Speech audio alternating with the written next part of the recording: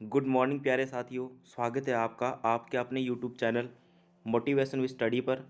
और आज हम उपस्थित हैं आपके सामने लेकर साइंस का प्रैक्टिस सेट नंबर 2। और यह जो प्रैक्टिस सेट है मैंने आपको पहले ही बताया था, यह प्रत्येक कम्पिटिटिव एग्ज़ाम के लिए रामबाण सिद्ध होगा, जैसे कि एनटीपीसी, एसएससी और पटवार। उसके अलावा जितने भी कम्पिटिटिव एग्ज़ाम हैं जिनके अंदर जनरल साइंस के क्वेश्चन जो है पूछे जाते हैं, उन सभी के लिए या उन सभी कंपटीशन के लिए यह जो क्वेश्चन है काफ़ी महत्वपूर्ण रहने वाले हैं। और इसके अंदर आपको टॉप 25 जनरल साइंस के क्वेश्चन मिलेंगे। और इसके अंदर जो सब्जेक्ट हैं physics, chemistry, biology, numerical chemistry, science and technology, environment and ecology, numerical physics, periodic table, computer, इन सब से रिलेटिव आपको महत्वपूर्ण क्वेश्चन मिलने वाले हैं। तो चलिए स्टार्ट करते हैं आज की हमारी यह जो है क्लास। चलिए बात करते हैं हमारे आज के पहले क्वेश्चन की। तो देखिए पहला क्वेश्चन क्या है हमारा। पहला क्वेश्चन है प्रोटीन संश्लेषण का सही क्रम है। प्रोटीन संश्लेषण का सही क्रम है, आपको ये बताना है प्रोटीन संश्लेषण का सही क्रम इसमें कौन सा है। देखिए इसका ऑप्शन ए है डीएनए, ऑप्शन ए है इसका डीएनए, एमिनो अम्ल, आरएनए और प्रोटीन। ऑप्शन बी है डीएनए, आरएनए, अमीनो अम्ल और प्रोटीन। ऑप्शन सी है इसका अमीनो अम्ल, डीएनए, आरएनए और प्रोटीन। ऑप्शन डी है इसका आरएनए, डीएनए, अमीनो अम्ल और प्रोटीन। तो देखिए इसका राइट जो आंसर होगा वो होगा बी। देखिए सबसे पहले डीएनए से होता है आरएनए का निर्माण, और आरएनए से होता है अमीनो अम्ल का निर्माण, और अमीनो अम्ल से प्रोटीन्स का जो है निर्माण होता है। चलिए इसके बारे में हम डिस्कस कर लेते हैं। देखिए प्रोटीन संश्लेषण का भी मैंने आपको बताया सही क्रम क्या है। पहले डीएनए से क्या बनेगा आरएनए, और आरएनए से क्या बनेगा अमीनो अम्ल, और अमीनो अम्ल से क्या बनेगा प्रोटीन बनेगा। देखिए डीएनए की मैं बात करूं तो डीएनए क्या एक प्रकार का आनुवंशिक पदार्थ है। डीएनए क्या एक प्रकार का आनुवंशिक पदार्थ है, जेनेटिक मटेरियल है। ये विभिन्न प्रकार की आनुवंशिक सूचनाओं को एक पीढ़ी से दूसरी पीढ़ी में स्थानांतरित करने का काम करता है। और डीएनए का पूरा नाम क्या होता है, डीऑक्सीराइबोस न्यूक्लिक एसिड होता है। उसी के अलावा डीएनए के अलावा अगर मैं संदर्भ में बात करूं तो एक होता है आरएनए। आरएनए का पूरा नाम होता है ribose nucleic acid. Ribose nucleic acid होता है। और राइबोस न्यूक्लिक एसिड यानी आरएनए से किसका निर्माण होता है, अमीनो अम्ल का निर्माण होता है। और अमीनो अम्ल से किसका निर्माण होता है, प्रोटीन का निर्माण होता है। अब देखिए ये जो प्रोटीन होते हैं ये किस किस से मिलकर बने होते हैं। Protein carbon, hydrogen, oxygen, carbon, hydrogen, oxygen और उसके अलावा नाइट्रोजन, इन सभी से मिलकर प्रोटीन का निर्माण होता है। अब देखिए कुछ महत्वपूर्ण स्टेप मैं आपको बताता हूं। जब भी डीएनए से आरएनए का निर्माण होता है, डीएनए से किसका निर्माण होगा, आरएनए का निर्माण होगा, तो इस प्रोसेस को क्या बोलते हैं, इस प्रोसेस को बोला जाता है ट्रांसक्रिप्शन बोला जाता है। डीएनए से आरएनए का निर्माण क्या कहलाता है, ट्रांसक्रिप्शन कहलाता है। और उसी प्रकार से आरएनए से डीएनए का बनना क्या कहलाता है, रिवर्स ट्रांसक्रिप्शन कहलाता है। उसी प्रकार से राइबोसोम से प्रोटीन का निर्माण, राइबोसोम से प्रोटीन का निर्माण क्या कहलाता है, ट्रांसलेशन कहलाता है। क्या कहलाता है अभी, ट्रांसलेशन कहलाता है। राइबोसोम से प्रोटीन का निर्माण ट्रांसलेशन कहलाता है। चलिए बढ़ते हैं नेक्स्ट क्वेश्चन की तरफ। तो देखिए क्वेश्चन नंबर हमारा 2 है। एक संतृप्त विलयन बनाने के लिए 36 ग्राम सोडियम क्लोराइड को 100 ग्राम जल में 293 केल्विन ताप पर घोला जाता है। इस तापक्रम पर इसकी सांद्रता क्या होगी। आपको इसकी बतानी है मोलरिटी क्या है, सांद्रता इसकी क्या है। तो देखिए अभी सबसे पहले किसी भी विलयन की सांद्रता निकालने का फॉर्मूला क्या होता है। सांद्रता निकालने का फॉर्मूला होता है विलय की मात्रा बटा में विलयन की मात्रा। आगे देख लेते हैं, डिस्कस कर लेते हैं सांद्रता कैसे निकाली जाती है। तो सांद्रता प्रतिशत निकालने का फॉर्मूला क्या होता है, विलय की मात्रा और बटा में क्या हो जाएगा, विलयन की मात्रा, और इनटू में क्या कर देंगे हम 100 से इसको मल्टीप्लाई कर देंगे, तो हमारी क्या आ जाएगी, सांद्रता इन परसेंट आ जाएगी। तो देखिए भाई सबसे पहले हम बात करते हैं विलयन। विलयन हमारे पास में कितना दिया गया है, अभी देख लेते हैं। विलयन हमारे पास में कितना है, अभी 36 ग्राम है। विलयन कितना हमारे पास में 36 ग्राम है। विलयन हमारे पास में 36 ग्राम है। और उसी प्रकार से उसमें विलय की मात्रा कितनी है, तो विलय की मात्रा उसमें हमारे पास में टोटल कितनी है, 36 ग्राम है। और विलयन की मात्रा कितनी है हमारे पास में, 100 ग्राम। टोटल कितना है 100 ग्राम है, और उसमें विलिय की मात्रा कितनी है 36 ग्राम है। इन दोनों को जब हम आपस में मल्टीप्लाई करेंगे तो हमारा आंसर क्या आ जाएगा 26.47 आ जाएगा, यानी कि उसका राइट आंसर क्या हो जाएगा ए उसका राइट आंसर हो जाएगा। बिल्कुल इसका राइट आंसर क्या हो जाएगा अभी ए इसका राइट आंसर हो जाएगा। उसी प्रकार से देखिए दो चीज़ें होती है, एक तो होता है मोलरता और एक होता है मोललता। देखिए मोलरता क्या होती है, विलय का जो मोल होता है, विलय के मोल का मान बटा में विलियन का जो लीटर, वो अगर लीटर जो है विलियन का जो आयतन है वो किस में रखेंगे हम लीटर में रखते हैं, तो उससे क्या निकलती है मोलरता निकलती है। उसी प्रकार से अगर मैं मोललता की बात करूँ, मोललता क्या होती है, देखिए विलय का मोल बटा में विलियन का मान किस में निकालना है, विलियन का जो मान है वो किसके अंदर होगा केजी के अंदर होगा, उसका द्रव्यमान किसके अंदर होगा केजी के अंदर होगा, उसको हम क्या बोलेंगे मोललता कहेंगे, यानी मोलेलिटी कहेंगे। चलिए नेक्स्ट क्वेश्चन की तरफ बढ़ते हैं। चलिए हमारा क्वेश्चन नंबर 3 है, एंटीजन का मुख्य गुण है रक्त में हीमोग्लोबिन का निर्माण में सहायता करना, एंटीबॉडी से शरीर का बचाव करना, सी हीमोग्लोबिन का नाश करना, या ऑप्शन डी एंटीबॉडीज का निर्माण को प्रेरित करना। देखिए भाई एंटीजन क्या होता है, एंटीजन को अपने बोलते हैं प्रतिजन।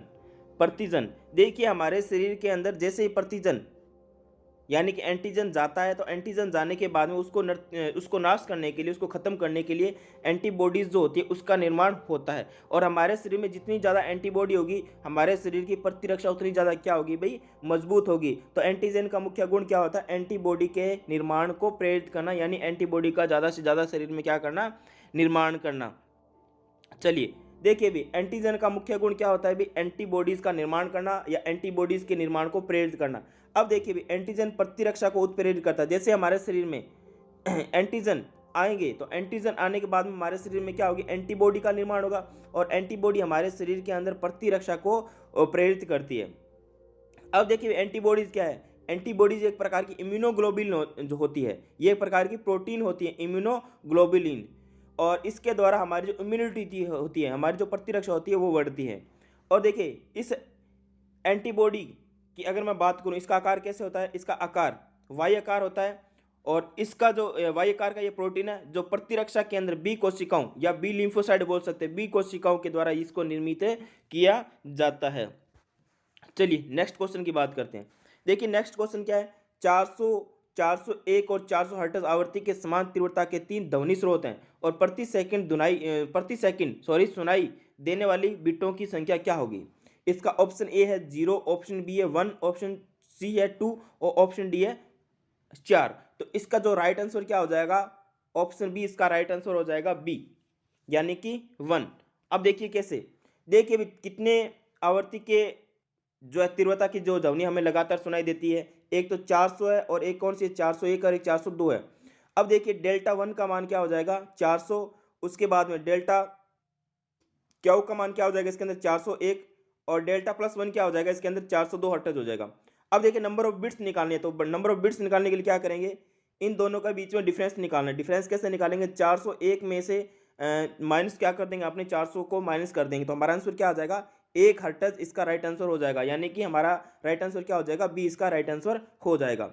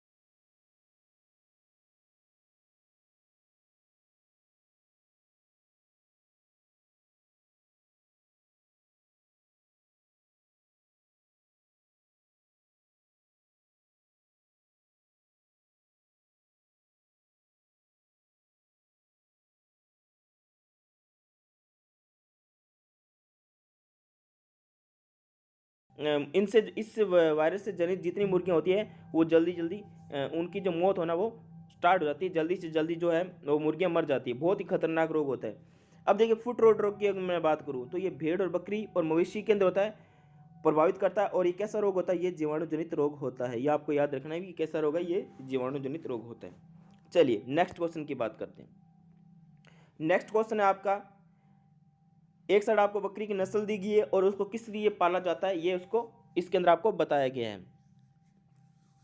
पहली है जमुनापरी, और दूसरी है सिरोही, तीसरी है पश्मीना, और डी नंबर है मालाबार। तो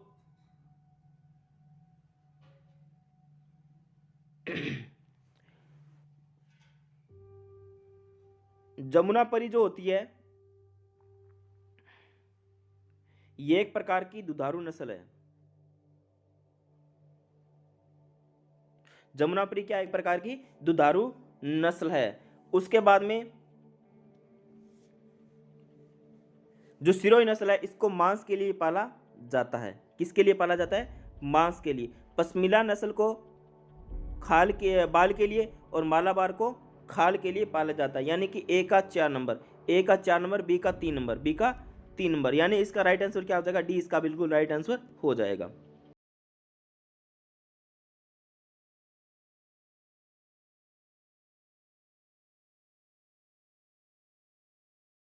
डी इसका क्या हो जाएगा? अभी राइट आंसर हो जाएगा। अभी मैंने आपको बताया जमुनापरी ये कैसी एक प्रकार की दुधारू नस्ल है। सिरोही जो है ये प्रकार की मांस के लिए पाली जाने वाली नस्ल है। पश्मीना को बाल के लिए पाला जाता है, बहुत ही अच्छी नस्ल होती है पश्मीना।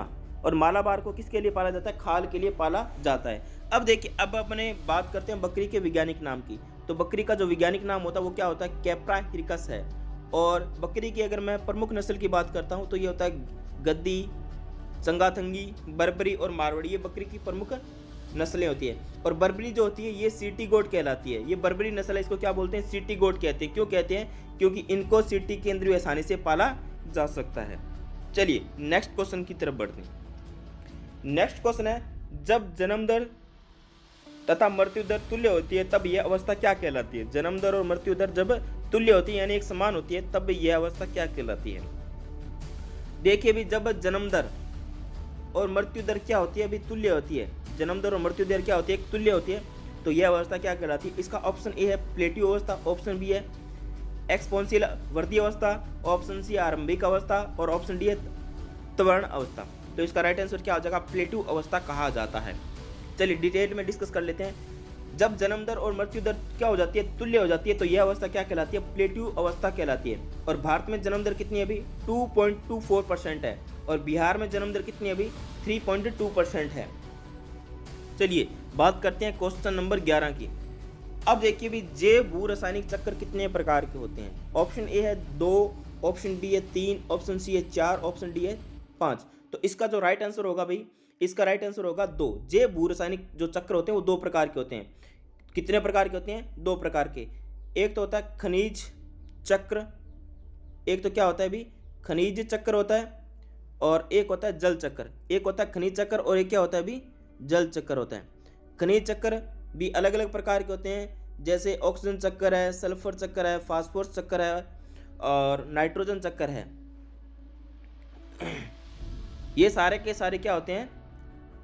खनिज चक्र होते हैं। उसके अलावा एक और होता है, और एक कौन सा होता है? जल चक्र। यानी कि जैव भू रासायनिक चक्र कितने प्रकार के होते हैं? मुख्य रूप से 2 प्रकार के होते हैं। इसका राइट आंसर क्या हो जाएगा?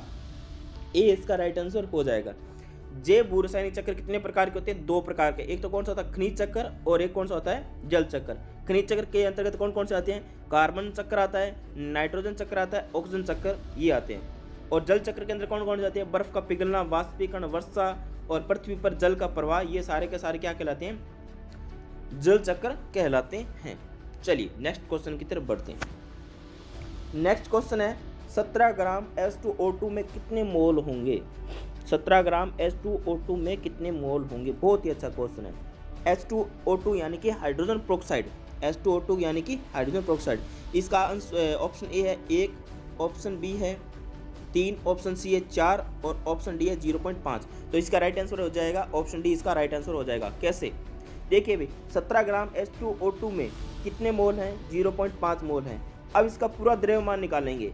अब हमने इसका क्या निकालेंगे, पूरा अणु का द्रव्यमान निकालेंगे। ये पूरा अणु H2O2 का पूरा द्रव्यमान निकालेंगे तो कैसे निकालेंगे, हाइड्रोजन के कितने अणु हैं, 2, और ऑक्सीजन के कितने अणु हैं, 2। हाइड्रोजन का एक का जो द्रव्यमान होता है 1 होता है, और 2 हाइड्रोजन का कितना हो गया, 2, और 2 प्लस में 32, टोटल कितना हो गया यहाँ पे 34 ग्राम हो गया। अब देखिए भी अपने को दिया गया द्रव्यमान कितना है, यहाँ पे 17 ग्राम है, और जो अणु का है वो पूरा द्रव्यमान कितना है, वो 34 है। इन दोनों को आपस में जो डिवाइड करेंगे तो आंसर हमारा क्या हो जाएगा, 0.5 मोल आ जाएगा। तो यहाँ पे ऑप्शन डी जो है इसका बिल्कुल राइट आंसर हो जाएगा। चलिए बात करते हैं नेक्स्ट क्वेश्चन की। नेक्स्ट क्वेश्चन है, भारत में निर्मित पहला बहुउद्देशीय उपग्रह था। पहला INSAT IC, INSAT ID, INSAT 2A या इनमें से कोई नहीं। तो इसका राइट आंसर क्या हो जाएगा, सी इसका राइट आंसर हो जाएगा। इनसेट 2A भारत में निर्मित पहला बहुउद्देशीय उपग्रह था। अब देखिए भारत में निर्मित पहला बहुउद्देशीय उपग्रह कौन सा, इनसेट 2A है। और इनसेट का पूरा नाम क्या, इंडियन नेशनल सैटेलाइट है। पूरा नाम क्या, इंडियन नेशनल सैटेलाइट है। और भारत का पहला उपग्रह क्या कौन सा था, आर्यभट्ट था, जो कब छोड़ा गया था, 19 अप्रैल 1975 को छोड़ा गया था। भारत का पहला उपग्रह आर्यभट्ट कब छोड़ा गया था भाई, 19 अप्रैल 1975 को प्रक्षेपित किया गया था, यानी कि इसको छोड़ा गया था। चलिए बात करते हैं नेक्स्ट क्वेश्चन की। नेक्स्ट क्वेश्चन है, सफेदा क्या होता है।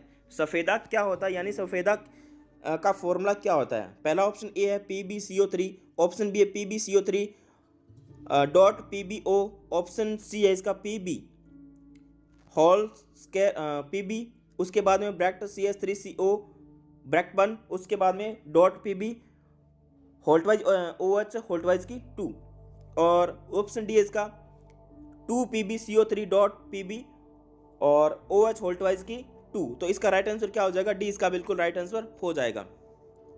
मैंने अभी आपको बताया भी सफेदा का सूत्र ये होता है, और ये किसका आयशक है, PB यानी कि लेड का आयशक होता है, प्लम्बम यानी PB, और यह PB 14वें वर्ग का धातु है, और ये उष्मा और विद्युत का क्या होता है, कुचालक होता है। और इसका प्रमुख आयशक कौन सा है, गैलेना है, आपको ये याद रखना है। इसका सफेदे का प्रमुख आयशक क्या है, गैलेना है। बहुत ही अच्छा क्वेश्चन है। चलिए बात करते हैं नेक्स्ट क्वेश्चन की। शक्ति का व्यवहारिक मात्रक है और 1 वोल्ट इंटू 2 एम्पियर के तुल्य होता है। 1 वोल्ट इंटू 1 एम्पियर के तुल्य होता है। 2 एम्पियर इंटू 1 वोल्ट के तुल्य होता है। ऑप्शन डी 1 वोल्ट और 1 ओम के तुल्य होता है।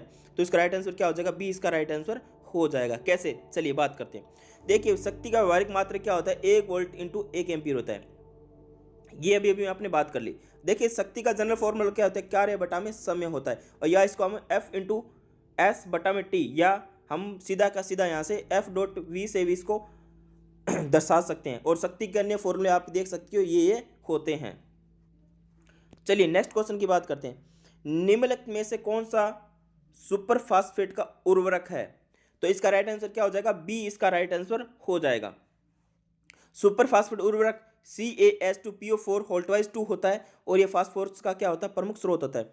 देखिए हड्डी ट्राई कैल्शियम फास्फेट CA3PO4 होल्टवाइज 2 के बने होते हैं, और CaSO4 डॉट 2H2 किसका सूत्र होता है अभी, ये जिप्सम का सूत्र होता है। और उर्वरक कौन कौन से होते हैं, NPK, और NPK को क्या बोलते हैं, अपने एक प्रकार का मिश्रित उर्वरक बोलते हैं। चलिए बात करते हैं नेक्स्ट क्वेश्चन की। नेक्स्ट क्वेश्चन है, ऊष्मा किस प्रक्रिया द्वारा तीव्र गति से स्थानांतरित होती है। ऑप्शन ए है चालन, ऑप्शन बी है संवहन, ऑप्शन सी है विकर्ण, और ऑप्शन डी इनमें से कोई नहीं। तो इसका राइट आंसर क्या हो जाएगा, डी इसका बिल्कुल राइट आंसर हो जाएगा। विकिरण में सबसे तीव्र गति से जो है ऊष्मा का क्या होता है, संचरण होता है या स्थानांतरित होती है। विकिरण के लिए माध्यम की आवश्यकता नहीं होती है ना। सूर्य की जो किरणें हैं वो पृथ्वी तक आती है, किसके कारण, किस गति से आती है, वो विकिरण गति से आती है। ऑप्शन सी इसका राइट आंसर हो जाएगा। चलिए बात करते हैं नेक्स्ट क्वेश्चन की। क्वेश्चन नंबर 18 है हमारा, माइकलसन मोरले प्रयोग का आधार बना था। आपेक्षिकता के सिद्धांत का, व्यक्तिकरण की घटना, इत्र परिकल्पना के पतन का, और विद्युत चुंबकत्व के सिद्धांत का। तो इसका राइट आंसर क्या हो जाएगा, सी इसका बिल्कुल राइट आंसर हो जाएगा। इत्र परिकल्पना के पतन का जो है, ये जो है माइकलसन मोरले का प्रमुख आधार बना था। अब ये भी मैंने आपको बताया, इसका राइट आंसर क्या हो जाएगा, सी इसका राइट आंसर हो जाएगा। इन्होंने बताया कि निर्वात ईथर किससे भरा होता है, निर्वात जो होता है वो ईथर से भरा होता है। और प्रकाश विद्युत चुंबकीय तरंग ये किसने बताया था, मैक्सवेल ने बताया था। यहाँ पे मैक्सवेल आएगा, भी किसने बताया था, मैक्सवेल आएगा। मैक्सवेल ने बताया था। मैक्सवेल ने बताया था अभी।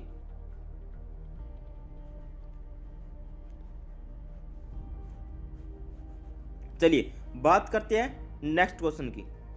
नेक्स्ट क्वेश्चन है, विद्युत क्षेत्र विक्षेपित कर सकता है एक्स किरणों को, अल्फा किरणों को, न्यूट्रॉनों को या गामा किरणों को।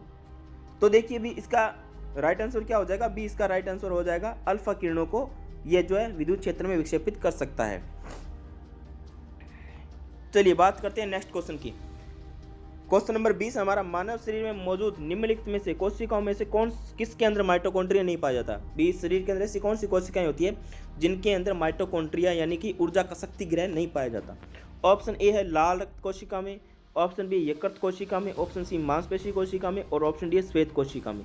तो ऑप्शन ए इसका क्या हो जाएगा, राइट आंसर हो जाएगा, लाल रक्त कणिकाओं के अंदर जो है माइटोकॉन्ड्रिया नहीं पाया जाता। और माइटोकॉन्ड्रिया को अपने क्या कहते हैं, ऊर्जा का शक्ति ग्रह भी कहा जाता है। चलिए बात करते हैं नेक्स्ट क्वेश्चन।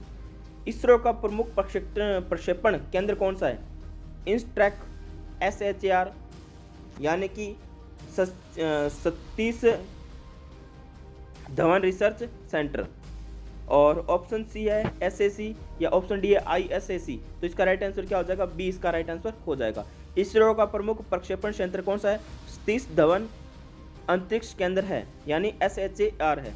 और ये कहाँ पे स्थित है अभी, ये आंध्र प्रदेश के अंदर हरिकोटा में स्थित है। और इसकी स्थापना कब की गई थी भी, सन 1971 में इसकी स्थापना की गई थी।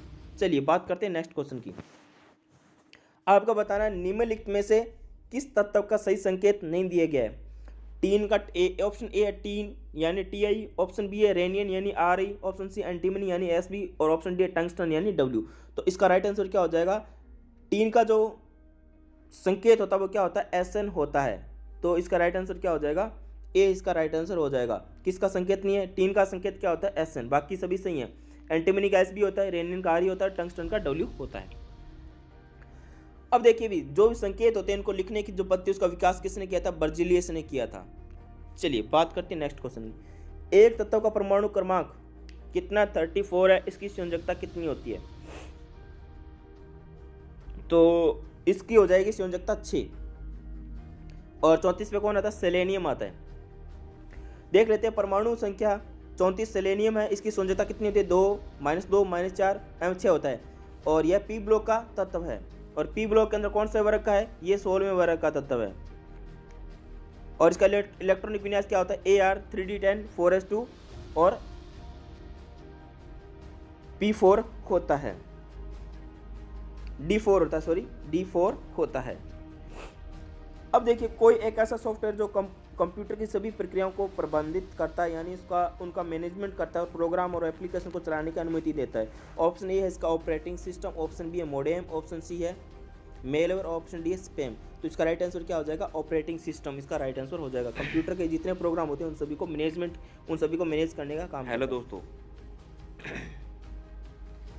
गुड मॉर्निंग प्यारे साथियों, उन सभी को मैनेज करने का काम करता है मोटिवेशन विद स्टडी पर। अब देखिए भी ऑपरेटिंग आज हम एक ऐसा सॉफ्टवेयर है जो कंप्यूटर की सभी प्रक्रियाओं से संबंधित करता है और उनको चलाने की अनुमति देता है। और अवांछित ईमेल को क्या कहते हैं, और ये जो प्रैक्टिस सेट है मैंने आपको पहले ही बताया था, क्या कहेंगे, स्पैम कॉम्पिटिटिव एग्जाम के लिए नेक्स्ट क्वेश्चन रामबाण सिद्ध होगा। नेक्स्ट क्वेश्चन है जैसे कि एनटीपीसी, एसएससी और पटवा, उसके अलावा जितने भी कॉम्पिटिटिव एग्जाम हैं शून्य अनंत वही होगा जो जिनके अंदर जनरल साइंस के क्वेश्चन जो है पूछे जाते हैं क्रांतिक तापन पर उन सभी के लिए जो या उन सभी कंपटीशन के लिए यह जो क्वेश्चन है काफी महत्वपूर्ण रहने वाले हैं। और देखिए प्रश्न तनाव द्रव के अंदर आपको लगने वाले बल क्या होता है भी जनरल साइंस के क्वेश्चन मिलेंगे। और इसका फॉर्मूला क्या होता है, S बराबर जो सब्जेक्ट L बराबर में फिजिक्स एंड केमिस्ट्री बायोलॉजी इसको न्यूमेरिकल केमिस्ट्री। चलिए science and technology top environment जो साइंस के जो क्वेश्चन है हमारे जनरल साइंस कंप्लीट हो चुके हैं, बाकी हम करेंगे नेक्स्ट क्लास में इन सब से रिलेटेड। और आज की क्लास के अंदर महत्वपूर्ण क्वेश्चन मिलने